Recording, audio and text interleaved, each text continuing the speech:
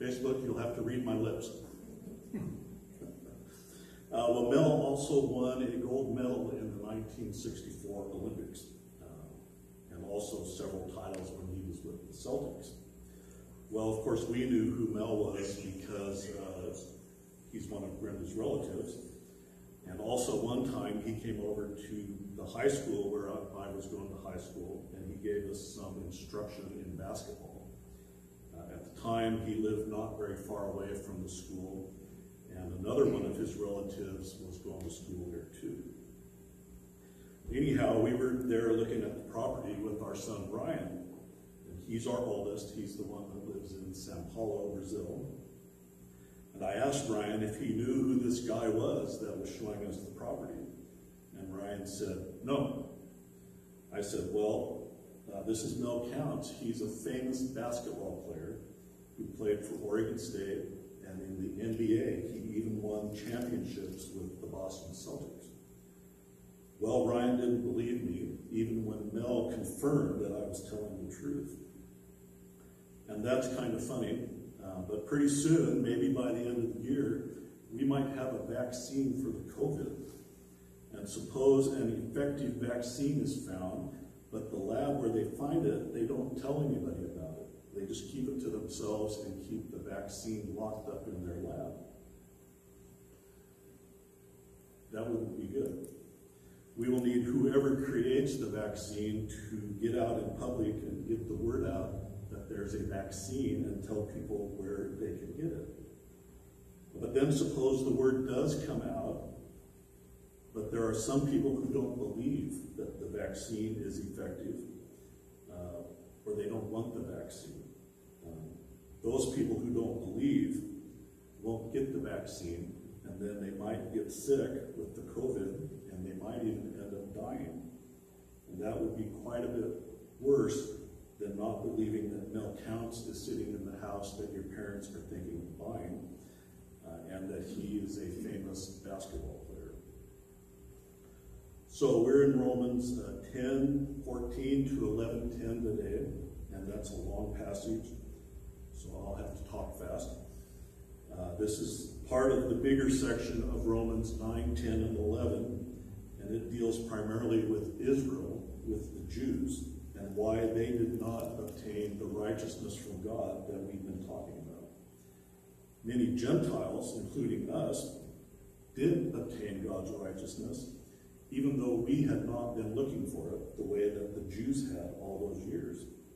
And so this section is really a defense of God's righteousness, because after the teaching about sin, the need for God's righteousness, and about salvation and sanctification, there is this problem of Israel. The Jews were God's people, and they had spent something like 1,400 years or so living under the law of Moses. And yet the law did not give them the right standing with God or upright behavior. And the Old Testament, of course, taught about this righteousness that comes by faith. And if we were to go back and review all that Paul says about this so far, he has included many quotations from the Old Testament. For example, back in Romans 4, we have the story about Abraham, who believed God, and this was credited to him as righteousness. And that story and quotation comes from Genesis 15. And so a right-thinking Jew would have understood that righteousness, the righteousness they were looking for, would be credited to them if they believed in God. Yet many did not. Instead, they sought to obtain this righteousness by keeping the law of Moses. As we saw last time, they pursued a law of righteousness instead of the righteousness that comes by faith. And so in a lot of ways, chapters 9, 10, and 11 are a little interlude between Romans 8, where we left off with some very deep theological teaching about sanctification, and then Romans 12 to 15, where we're going to get a lot of practical teaching about how that theological teaching should affect our lives. That doesn't mean that Romans 9, 10, and 11 don't have practical applications for us. We just need to recognize what Paul's primary goal is, and then we can take universal truths from that and apply them to our lives. One of the great things about the Bible is that the stories in the Old Testament and the stories about Jesus and the letters that the apostles wrote, we can read those and we can find timeless theological truths and apply those in our lives. And we might even think that that is what the Bible is for. Well, today's passage is a good example of that. We left off back in 10, 12 to 13 with Paul saying, "For there is no distinction between the Jew and the Greek, for the same Lord is Lord of all, who richly blesses all who call on him. For everyone who calls on the name of the Lord will be saved." And then in our passage today, we are told the whys and the wherefores of Israel's unbelief. Why did Israel not believe? But along the way, we get a little primer on evangelism if we take that next step to see the universal application of the passage, and we understand more about why and how people come to faith. Well, first in 10, 14 to 17, we get the primer on evangelism, and this is what he writes. "How are they to call on the one they have not believed in? And how are they to believe in one they have not heard of? And how are they to hear without someone preaching to them? And how are they to preach unless they are sent? As it is written, how timely is the arrival of those who proclaim the good news. But not all have obeyed the good news, for Isaiah says, 'Lord, who has believed our report?' Consequently, faith comes from what is heard, and what is heard comes through the preached word of Christ." And so that describes the process of salvation from salvation backwards. In order for someone to be saved, she has to call upon the name of the Lord. She has to call on God. Now, calling on the name of the Lord is more than just speaking the name of the Lord. Calling on the name of the Lord means that because we believe that God exists and that he rewards those who seek him, we reach out to him with our hearts and our minds, and we ask him to save us and make him part of his family.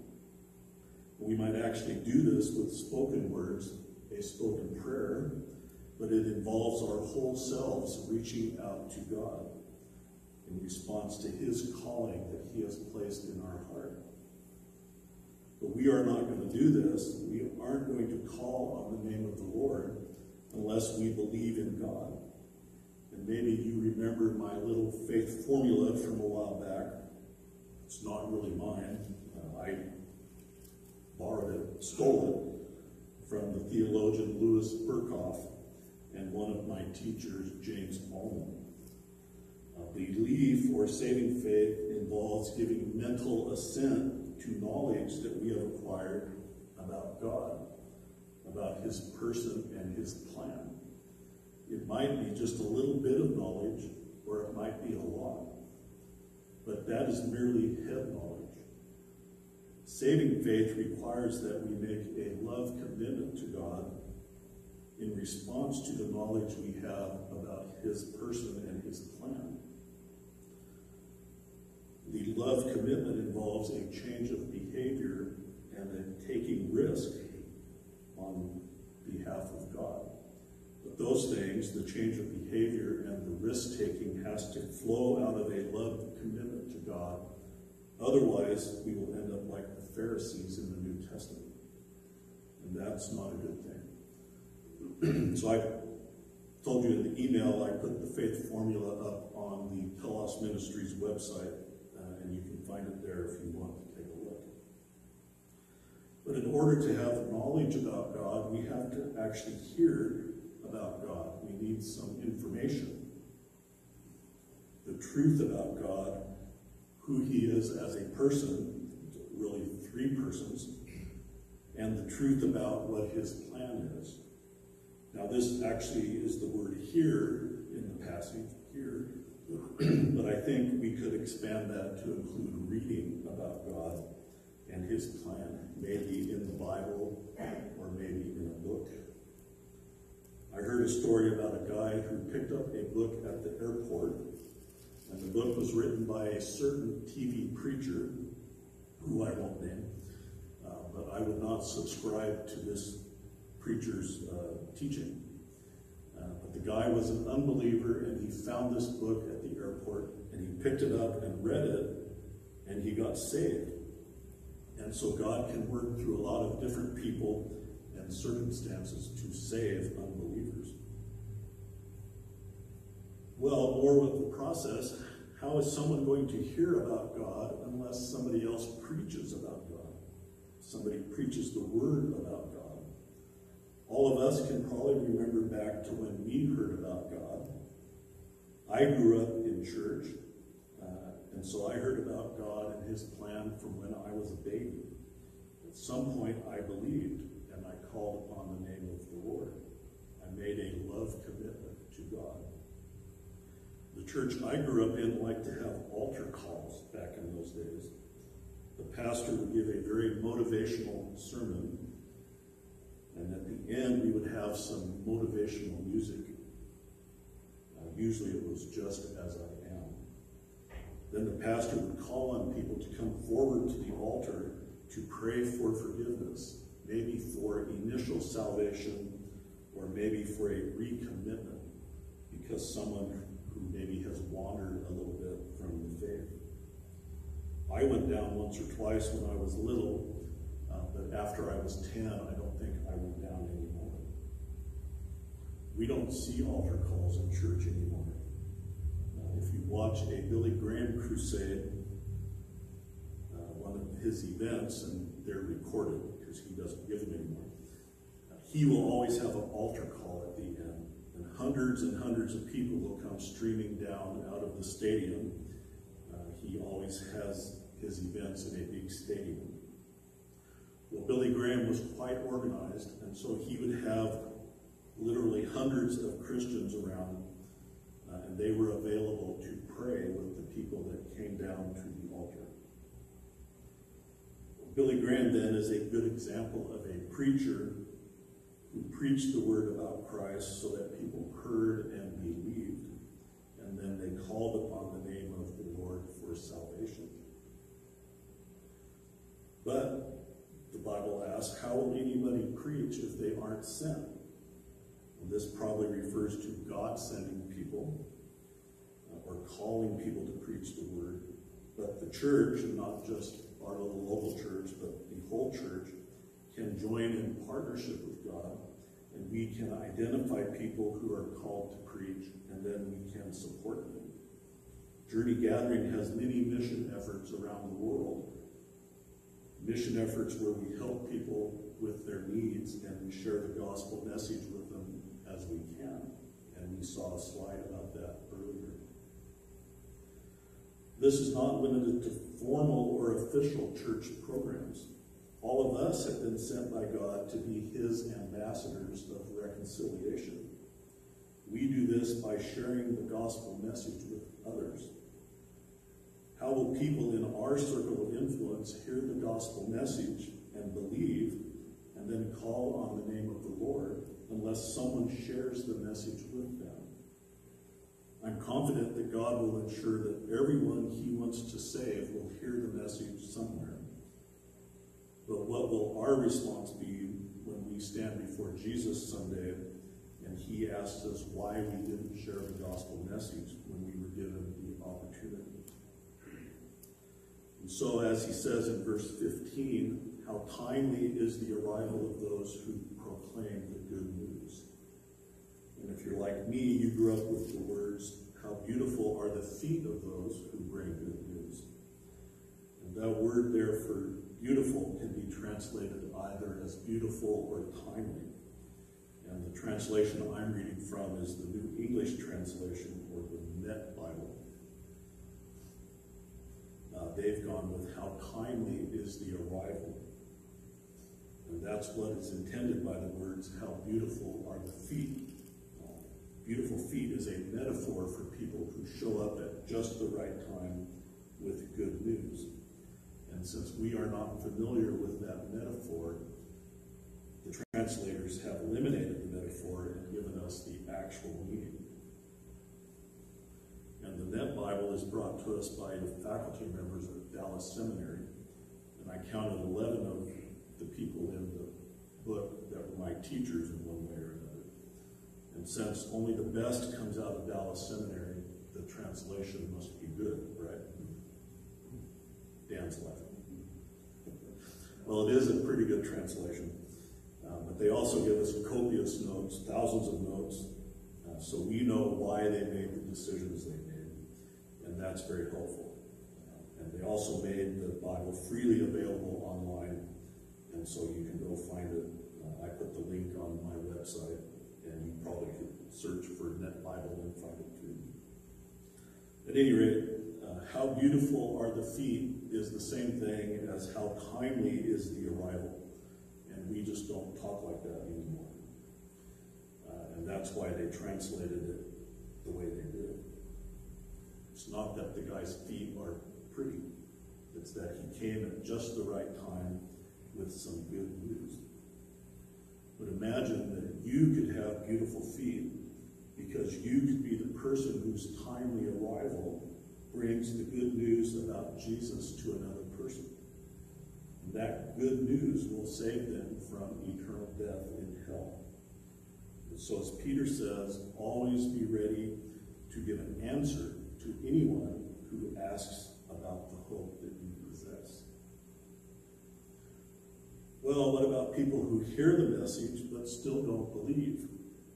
Paul addresses that situation with respect to Israel in 10:18-21, where he says, "But I ask, have they not heard? Yes, they have. Their voice has gone out to all the earth, and their words to the ends of the world. But I ask again, did Israel understand? First, Moses says, I will make you jealous by those who are not a nation. With a senseless nation, I will provoke you to anger." And Isaiah is even bold enough to say, "I was found by those who did not seek me. I became well known to those who did not ask for me." But about Israel, he says, "All day long I held out my hands to this disobedient and stubborn people."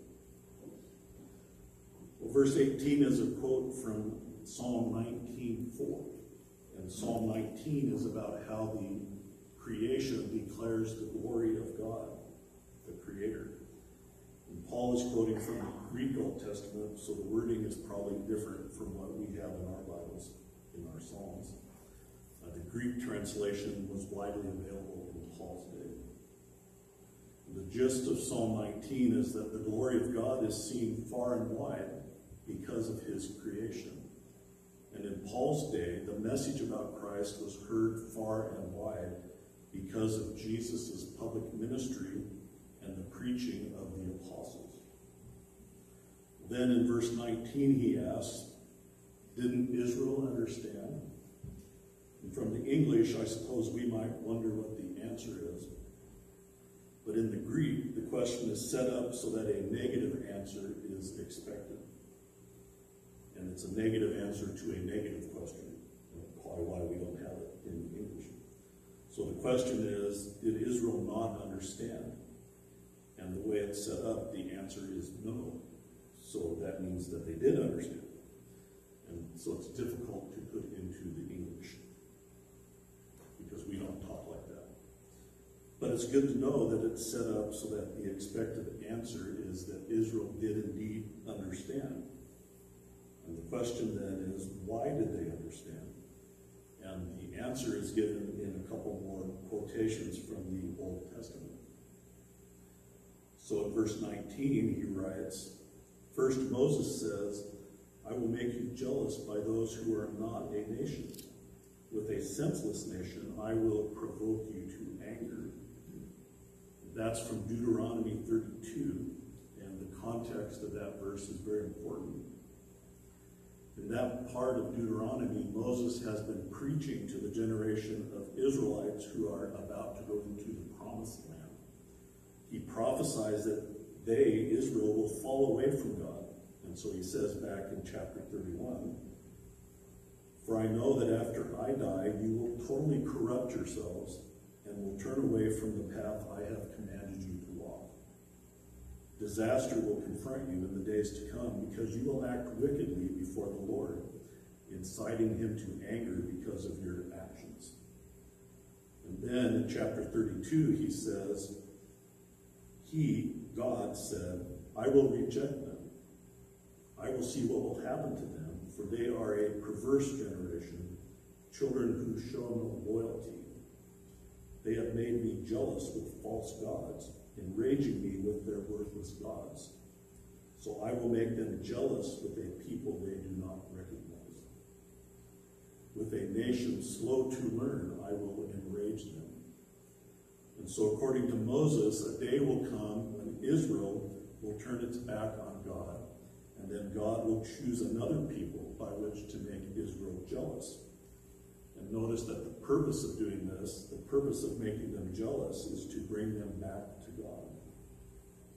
And so what Paul is saying is that the time that Moses foretold in Deuteronomy has arrived in Paul's day, and God is choosing another people, the Gentiles, to become his people, and they are becoming part of his people by grace through faith in Christ.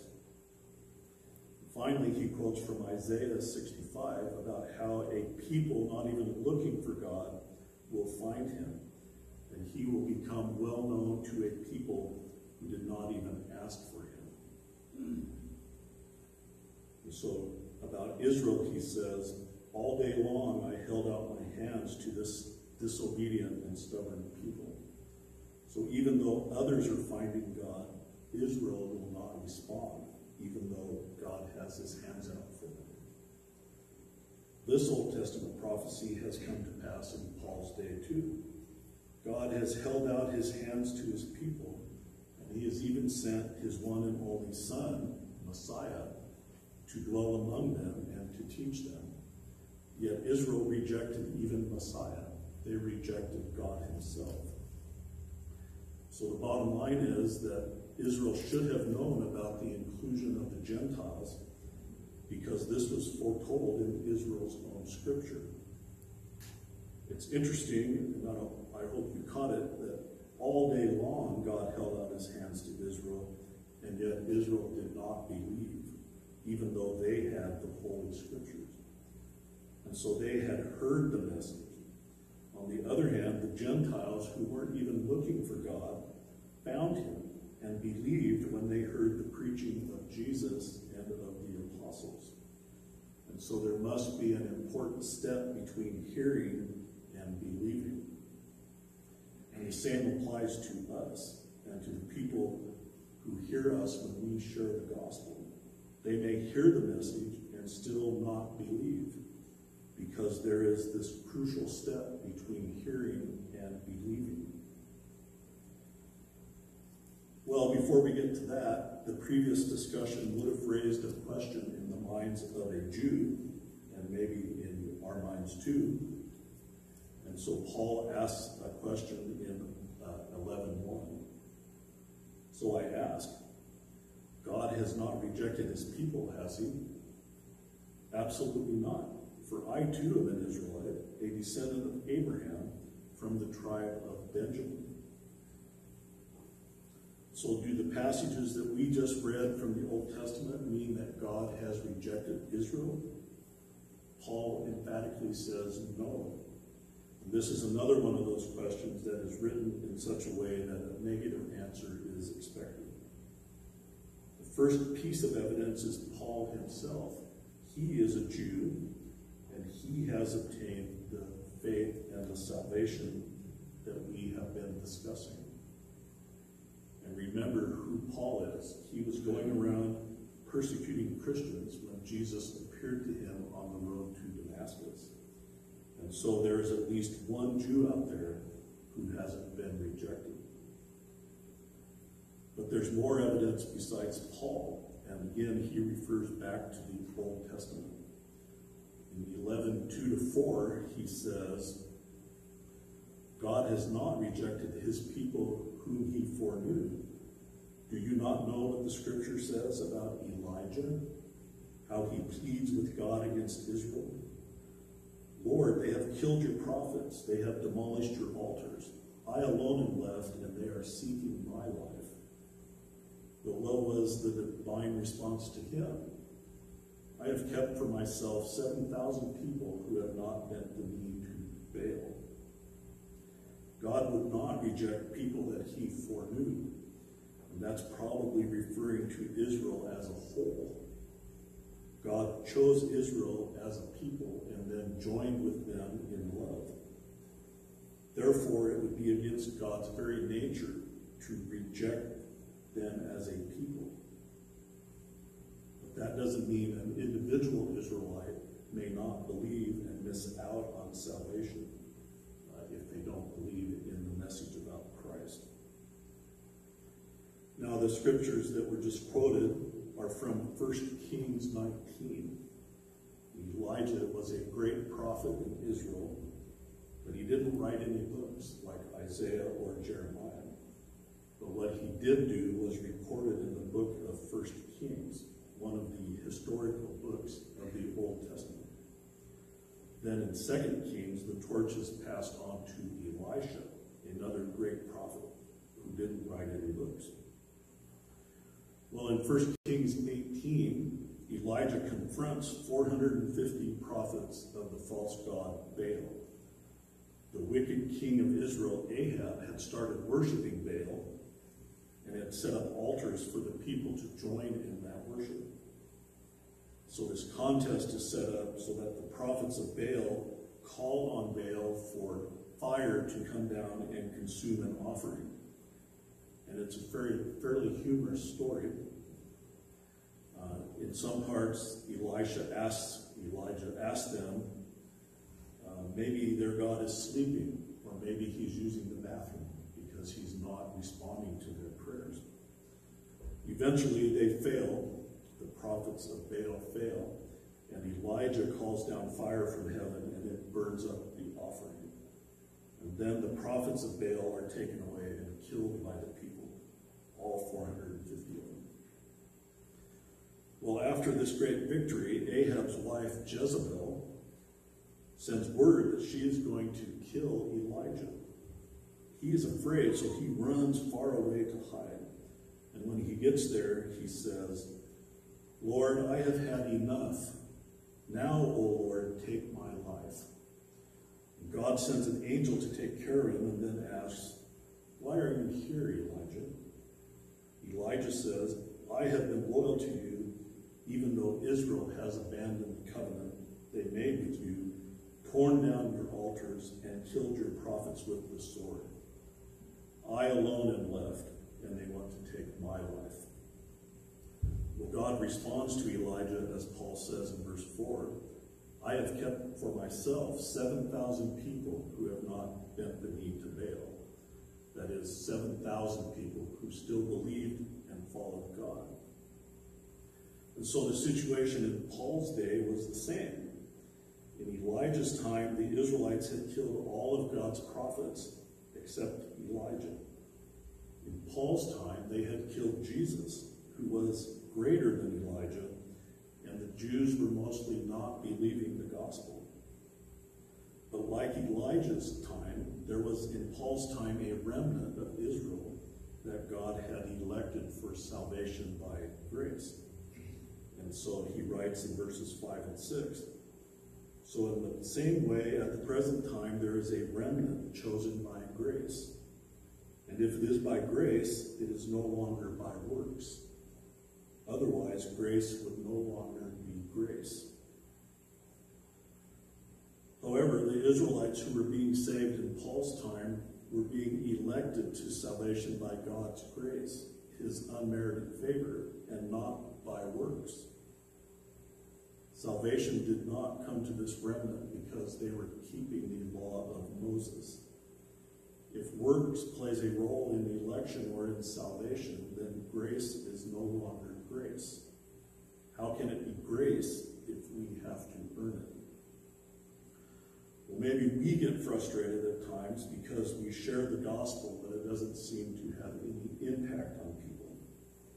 It's also easy for us to focus on what other people are doing, how they are behaving.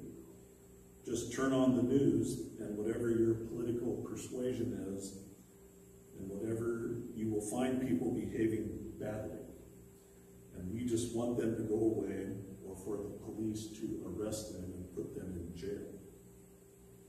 And you know, I happen to think if you're going to go around shining lasers in the eyeballs of police who are just doing their job and potentially blinding them, that you probably ought to be arrested and put in jail.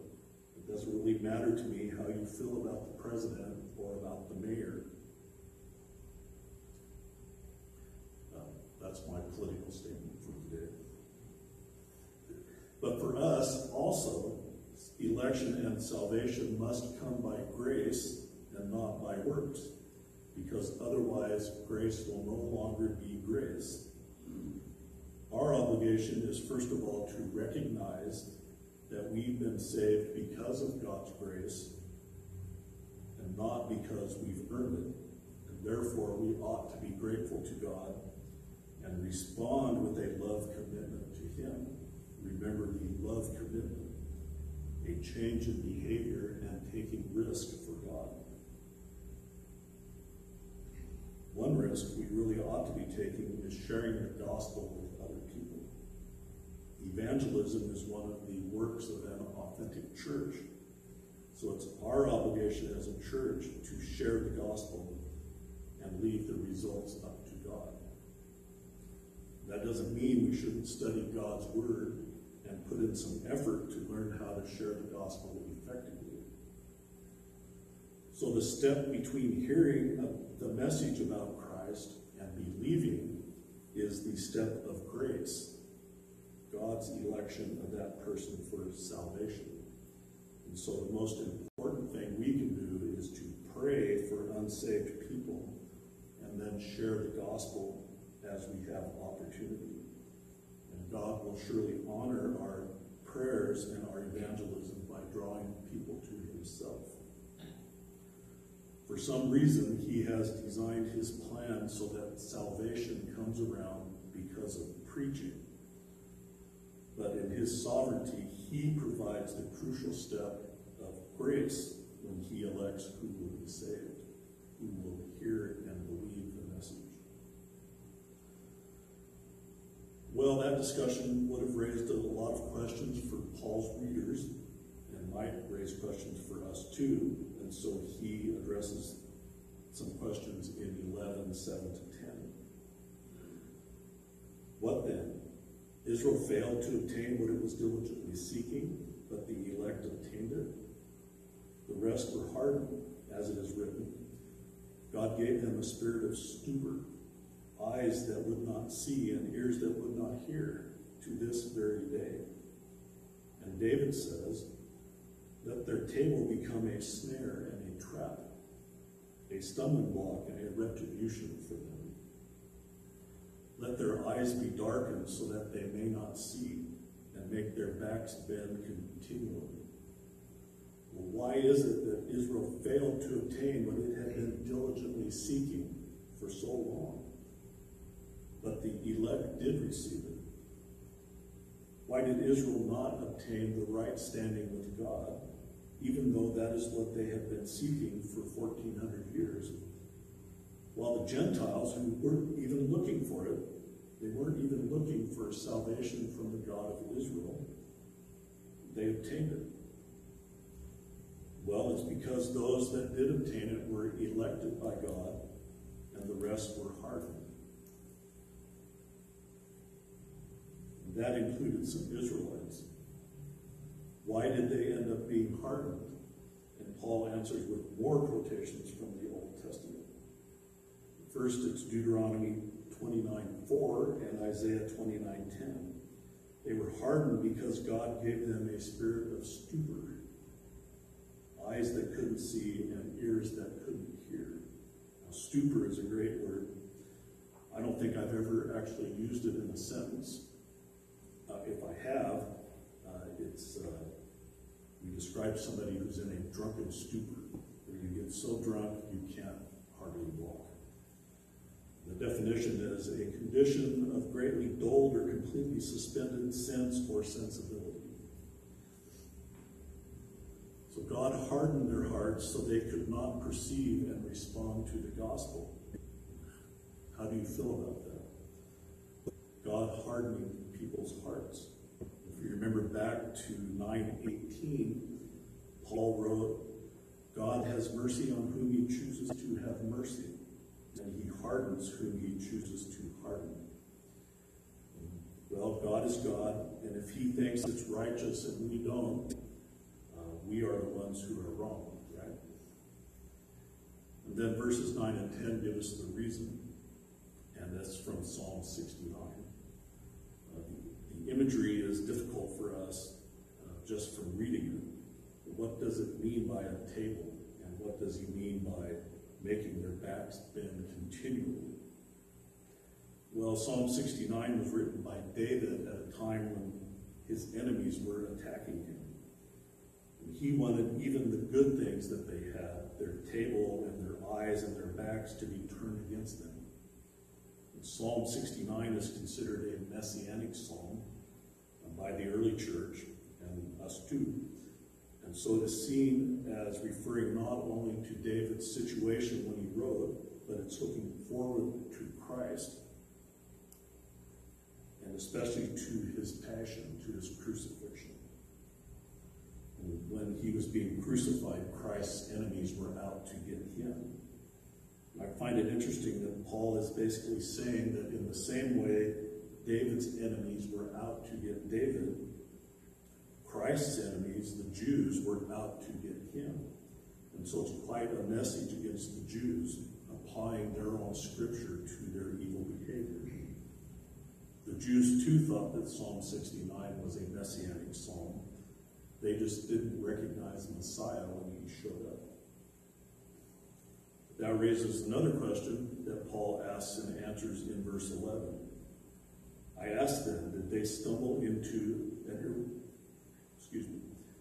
they did not stumble into an irrevocable fall, did they? Absolutely not. But by their transgression, salvation has come to the Gentiles to make Israel jealous. That's another one of those questions that is framed so that a negative response is expected. So there would not be a question in the mind of a Greek reader as to whether Paul is asking a question that they might answer yes to.